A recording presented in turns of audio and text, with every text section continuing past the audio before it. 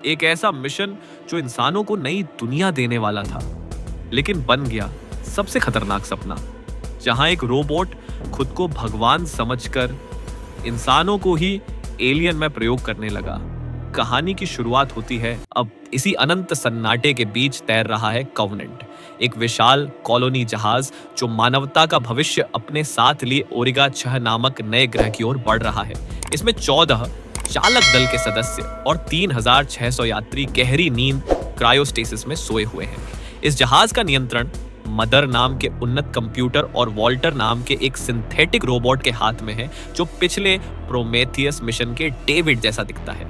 जहाज के अंदर सब कुछ शांत और व्यवस्थित है, मानो ये एक आधुनिक नूह की नाव हो।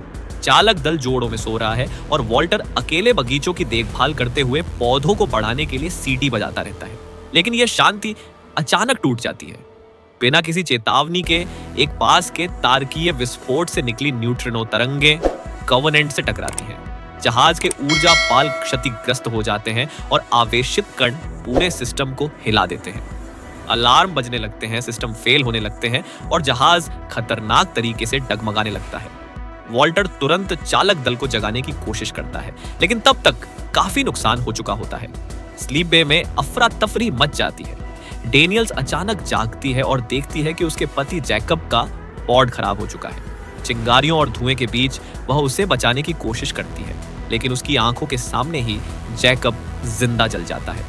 इस हादसे में न सिर्फ कप्तान की मौत हो जाती है, बल्कि 47 उपनिवेशवादी और 16 भ्रूण भी नष्ट हो जाते हैं। अब कमान ओराम के हाथ में आती है, जो भावनाओं को किनारे रखकर जहाज की मरम्मत पर ध्यान देता है। इसे चालक दल के बीच तनाव पड़ जाता है। इसी दौरान अंतरिक्ष में काम करते समय टेनेसी को एक अजीब सिग्नल सुनाई देता है। ये एक अनजान ग्रह से आ रहा संदेश होता है, जिसमें एलिजाबेथ शॉ की आवाज सुनाई देती है। वो एक प्रार्थना गा रही होती है। ये आवाज पूरे जहाज में एक अजीब सन्नाटा फैला देती है। ओराम एक बड़ा फैसला लेता है। वो ओरिगा 6 जाने के बजाय उस रहस्यमयी ग्रह की ओर जाने का आदेश देता है। डेनियल्स इसका विरोध करती है, क्योंकि उसे लगता है कि यह एक चाल हो सकता है, लेकिन उसकी बात नहीं मानी जाती। कॉवेनेंट उस ग्रह की कक्षा में प्रवेश करता है और एक लैंडर टीम सतह पर उतरती है। वहां का वातावरण बिल्कुल पृथ्वी जैसा होता है, घने जंगल, पहाड़ और बहते झरने, लेकिन एक अजीब खामोशी हर जगह फैली होती है। जंगल में उन्हें गेहूं के खेत मिलते हैं, जो इस बात का संकेत देते हैं कि यहाँ कभी कोई सभ्यता थी, लेकिन अब वहां कोई नहीं है। मुसीबत तब शुरू होती है जब एक सदस्य के शरीर में एक अनदेखा संक्रमण घुस जाता है। कुछ ही समय में उसकी हालत बिगड़ जाती है और उसके शरीर से एक भयानक जीव नियोमॉर्फ जन्म लेता है, जो तुरंत हमला कर देता है। इसके बाद एक और सदस्य के शरीर से दूसरा जीव निकलता है। अब ये दोनों जीव टीम के सदस्यों का शिकार करने लगते हैं। हर तरफ डर और अफरा तफरी मच जाती है। जब सब खत्म होने वाला होता है, तभी एक रहस्यमयी व्यक्ति उनकी मदद करता है। वह है डेविड।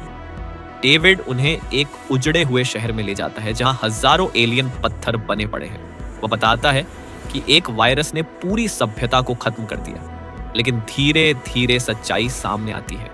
ये सब डेविड की ही योजना थी। डेविड अब खुद को भगवान मानने लगा है। उसने एलियन प्रजातियों पर प्रयोग करके नई खतरनाक प्रजातियां बनाई हैं। इंसान उसके लिए सिर्फ प्रयोग का साधन है। वह ओराम को अपने जाल में फंसाता है और उसे एक एलियन अंडे के पास ले जाता है। वहां से एक फेस अगर उस पर हमला करता है और बाद में उसके शरीर से एक चेस्ट बस्टर जन्म लेता है। अब डेविड का असली मकसद सामने आ चुका है। वह कॉवेनेंट के हजारों सोए हुए लोगों का इस्तेमाल करके अपनी नई सेना बनाना चाहता है। आखिरी संघर्ष में डेनियल्स और उसकी टीम किसी तरह एक जेनोमॉर्फ से बचते हुए जहाज तक पहुंचती है और उसे खत्म कर देती है। सबको लगता है कि अब खतरा टल चुका है, लेकिन असली खतरा अभी बाकी होता है। जब डेनियल्स हाइपर स्लीप में जाने लगती है, तो उसे एक छोटी सी बात से शक होता है। तभी उसे एहसास होता है कि उनके साथ लौटा व्यक्ति वॉल्टर नहीं, बल्कि डेविड है। डेविड ने अपनी पहचान बदल ली होती है और अब पूरे जहाज पर उसका नियंत्रण है।